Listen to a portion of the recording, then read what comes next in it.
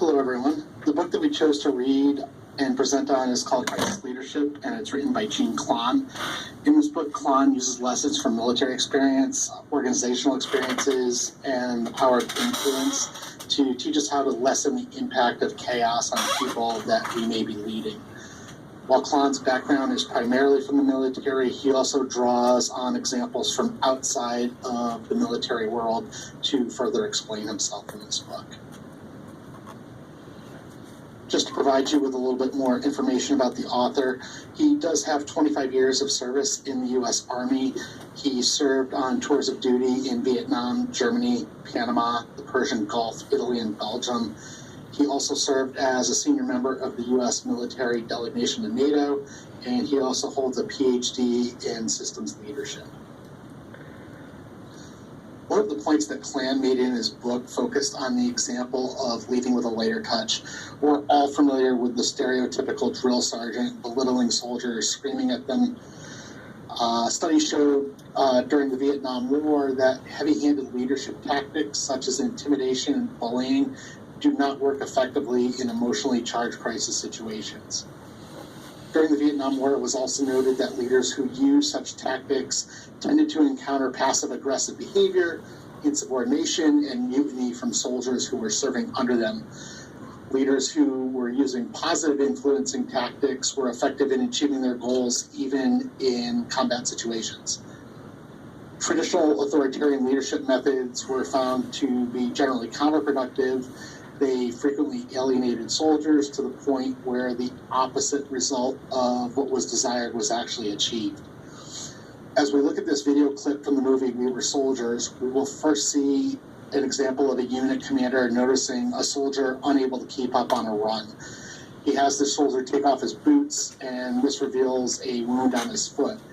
He also then uses this as a teachable moment, not only for this particular soldier, by telling him how to better care for his feet, but also to the other soldiers in the units to get them to look out for the feet of each other. Contrast this to the second unit commander, who we see just screaming at his men to run faster. The difference in leadership styles is also noted by Mel Gibson's character and the command sergeant major in the movie.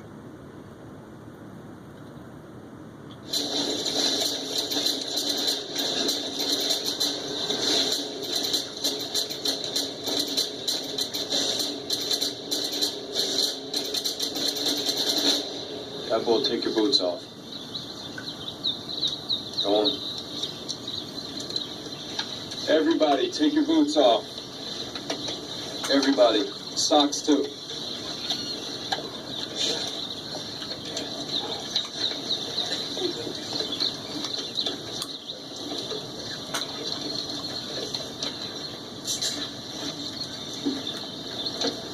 I want you to draw fresh socks from supply. Keep your feet dusted with powder.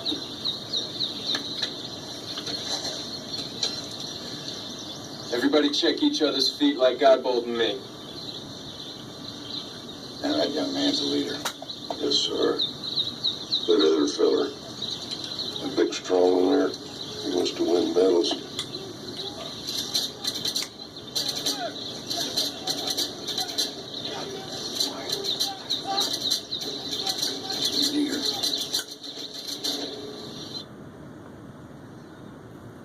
Klon also discusses the importance of communication as part of crisis preparation. He discusses not knowing what to do can cause great anxiety and confusion during a crisis. In the scene from the movie We Were Soldiers, Mel Gibson's character confronts the unit with the scenario of the unit commander getting shot as they are exiting the helicopter. This causes anxiety and confusion, and the next soldier in line gets shot. With this experience, the soldiers will be prepared when this happens on the battlefield, and they will know that the most important aspect is to get off the helicopter. Klon also discusses directing communication to all levels of the organization. One of my biggest pet peeves is people who refuse to share their knowledge because they are afraid of making those around them more valuable. They are worried that if those around them are seen as more valuable, they will appear to be less valuable. This is something that I've encountered many times with other technicians that I've worked with in the veterinary hospital. In this clip, we can also see Gibson telling the soldiers the importance of learning their job as learning the job of the person ahead of them, as well as teaching their job to the person who is below them.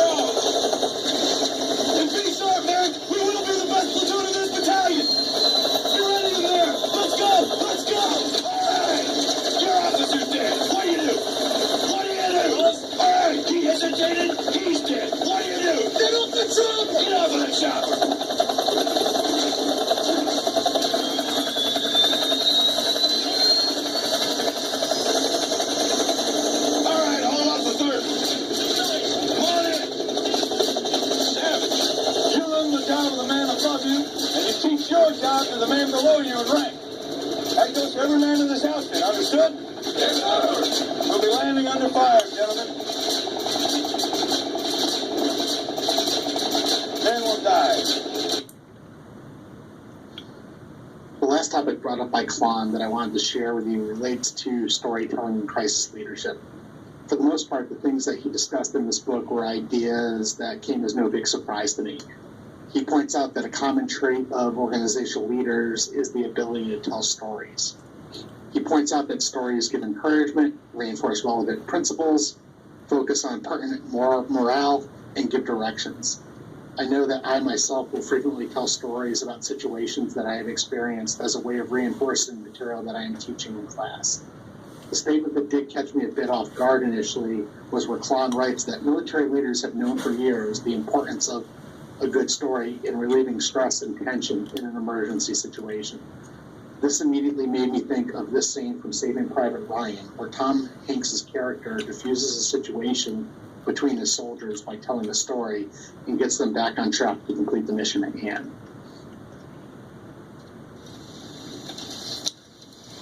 March 1,000 paces in that direction. Then he can take off the blindfold, will be gone. If he turns himself into the first Allied patrol he comes across. You gotta be kidding me. Let me go. He's a POW, Ryman. Can't take him with us. Our guys will pick him up sooner or later.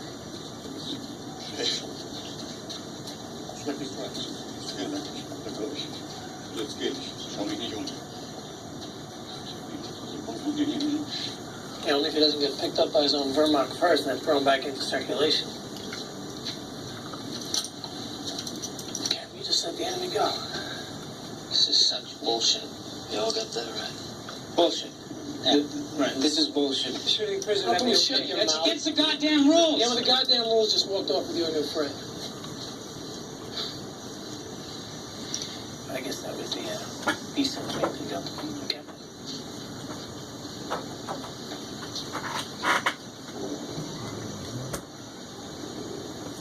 Get your gear. Let's go. You heard him, gear up.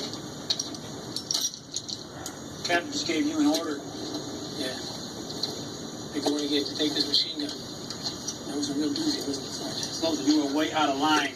Sir, that was one hell of a call coming to take this nest, but the hell, we lost one of our guys going for it. I swear, I hope Mama Ryan's real fucking happy knowing that little Jimmy's life is a little bit more important than two of our guys. But then again, we haven't found them yet, have we? Have we? You get the hell off me. Right? Get up. Gear up. All in.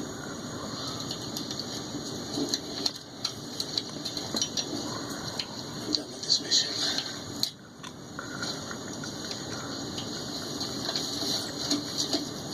Hey! Sir, don't you walk away from the captain. Rodney, get back in line. Sir, I'll spend the rest of my life in the stockade if I have to, but I'm done with this. I'm gonna ask you again, soldier. Captain! This is bullshit. Fall in. You gonna shoot me over Ryan? No, I'm gonna shoot you because I don't like you. Sir, listen. If he wants to go, just let him go. You gonna shoot me? Are you letting this happen? Captain, you see this? Captain. Sir, Ryan's dead. Bullshit. We have a situation. Bullshit. You didn't know him, Captain. I have a sixth sense about these things. I know it in my bones. He's gonna kill that son of a bitch crap. Now you're gonna shoot me. Huh? He's better than you. Well, why don't you just do it, Sarge? Do it, man. Put one in my leg and give me that. I'm gonna shoot you in the big goddamn mouth. Well, put your money where your mouth is and do it then. Shut up. You don't know Pull how the to trigger shut up. already. Captain, please. Give me that Cool on me. I'll do it. I can do it. Rodman, you are a coward, son of a bitch. I'm waiting, son. Son! What's the pool on me up to right now? What's it up to? What is it, $300? Is that it? $300? I'm a school teacher.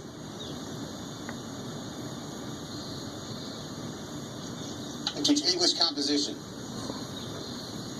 This little town called Hadley, Pennsylvania. The last 11 years, I've been at Thomas Alva Edison High School. I was a coach of the baseball team in the springtime.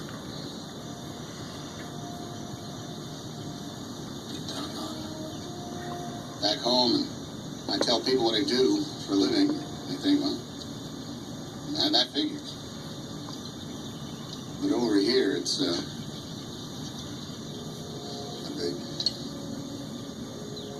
big mystery. So I guess I've changed some. Sometimes I wonder if I've changed so much, my wife is even going to recognize me whenever it is I get back to her.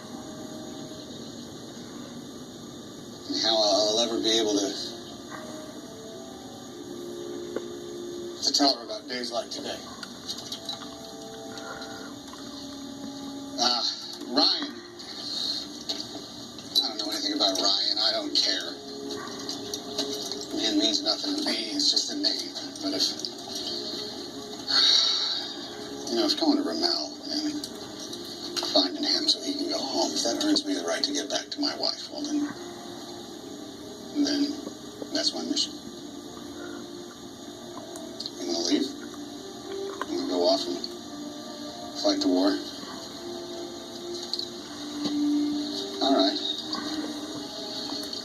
All right, I won't stop you. I'll even put in the paperwork. I just know that every man I kill, the farther away from home I feel.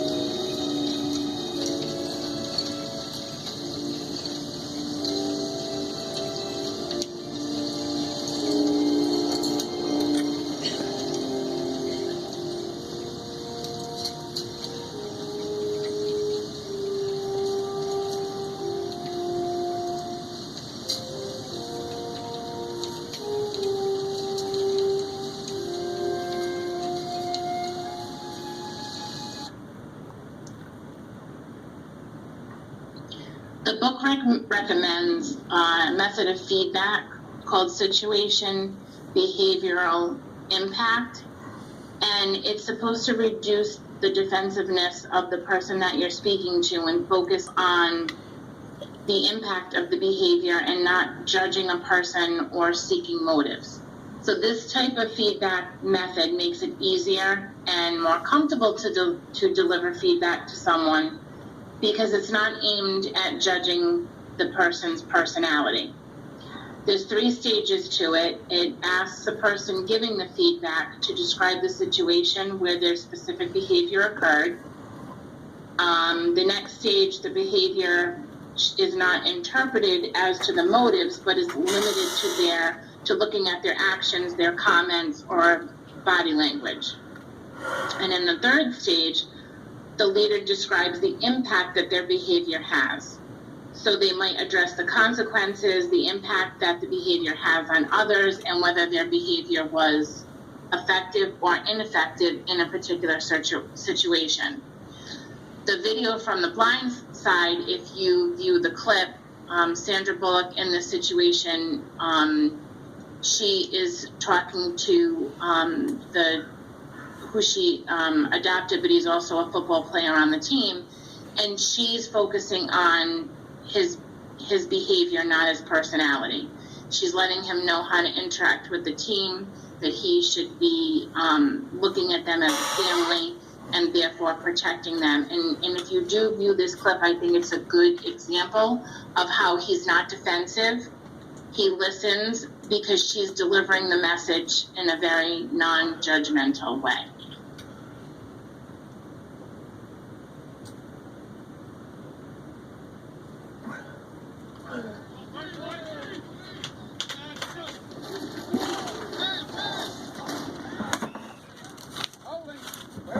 Michael, come on.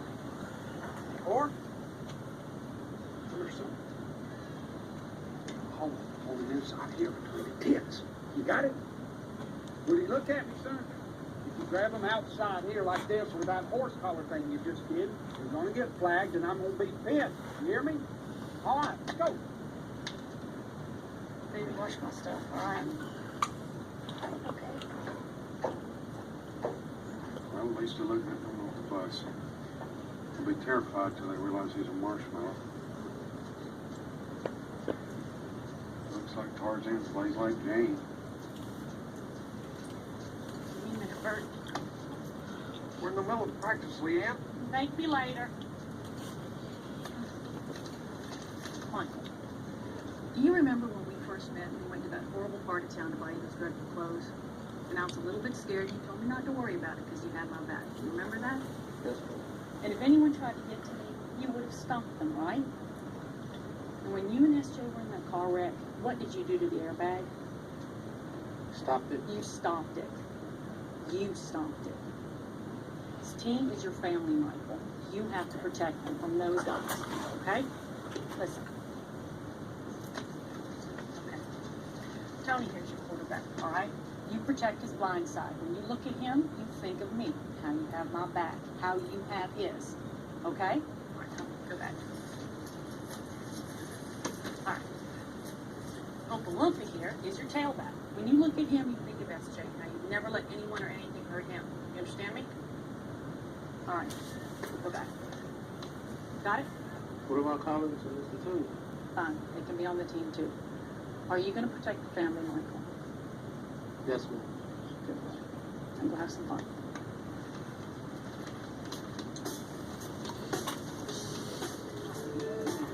Yelling at him doesn't work. Bert doesn't trust men. He's experienced that pretend to care about you till they just... There are 3 critical components to crisis leadership that the book goes into. They're communicating is number 1. Number 2 is establishing clarity about personal and organizational visions and values. The 3rd critical component of crisis leadership is to display care for the people at all levels of the organization. I think this video really demonstrates that well. The coach is talking to one of the teammates, and no, he's not the quarterback, and he might not be the best or most talented or most athletic one on the team, but that doesn't make him any less part of the team. And I think that really, this slide demonstrates that well. The coach really is sincere, and he's trying to build on his relationship with this player. He's aware of his own emotions. He stays strong for him, and he really tries to be sincere in his delivery and make him feel that he's definitely part of the team and he's needed, and his voice will always be heard. Being sincere really makes you seem authentic, and it can be a key element to effective relationship building. People respect and can relate to another person when they feel that they're authentic and they're not making things up. And when you're a leader that pays attention to that and pays attention to relationships and relationship building, you're more likely to get a response from your team and by those people that you're leading. You have to build and maintain your relationships long term. Effective leaders display caring, concern, and compassion, not just once, but time and time again. And it's easy to bond with someone and build a relationship with them when you can share a similar experience. Developing strong emotional connections will reduce any negative impact if you should find yourself in a crisis. You need to go and try and find with everyone on your team an emotional connection and build a relationship with them. If you have a connection, when that relationship and connection exists before a crisis is at hand, it's a lot easier to manage the crisis once you find that you have one. Sometimes a crisis can draw people closer. It can build a sense of community among those people that are sharing it together. The book goes into other critical components under this section, and one of them is a problem solver. You have to be able to solve problems once you find that you have them as a leader.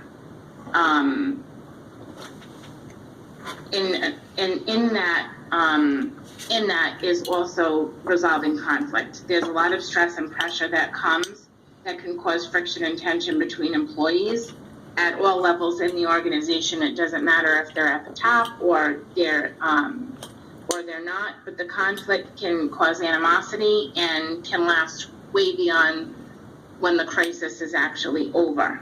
So if you develop skills to resolve conflict in normal times of operation, then when you do have a crisis, you'll be able to handle it a lot more effectively. Leaders should be aware of their emotions at all times, and this coach said in the video that he always thought about what he said before he said it, and how others perceive them in the organization is very important. You want to behave in a manner to be able to smooth over a crisis situation or help in a crisis situation rather than aggravate it. A lot of times when there's a crisis, there's a lot of stress that comes and you may want to react negatively, and you have to try and catch yourself and not say things that you normally would not say. A lot of the times it's just a response to stress. And even your own employees can be stressed and say things that they may not say during normal times. But it's important to understand that you can't hold them responsible for what they're saying during this time, and they're probably just stressed out, and they need you to be calm, be aware of your emotions, and not aggravate it any further. Staying strong is one of the things that you also have to do as a leader. If you're strong and you're tough, then your credibility as a valuable leader will definitely be seen. You have to be consistent and stay the same no matter what, whether it's a crisis or it's not a crisis. Your people need to know that they can come to you if they need help, if they have concerns, and you need to try and give them internal peace and show calm emotions.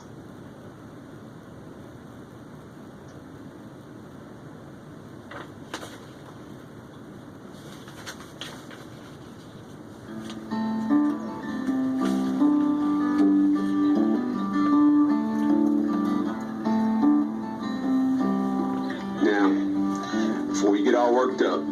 There's a few things I want you to know about me. I'm a man that chooses his words very carefully. And if you'll notice, I said I was offering the opportunity, I wasn't giving it to you, which means that you can accept it or not. Now, before you make your mind up either way, I want to know what's expected of you if you say yes. I understand. Now, we both know that you're not the fastest or the strongest kid out there. I'm not going to lie to you, Danny. Playing time's going to be tough to come by in this program. Don't think for 1 second that makes you any less valuable to me or this family, and that's what we are. Now, there's a few folks that ain't gonna believe that. There's a few other folks that might say that you're a charity case. Why do you have so much faith built up in Coach? He doesn't even let you play. It's such a waste of time. All you do is just sit on the bench. Coach never plays you. But it's gonna be up to you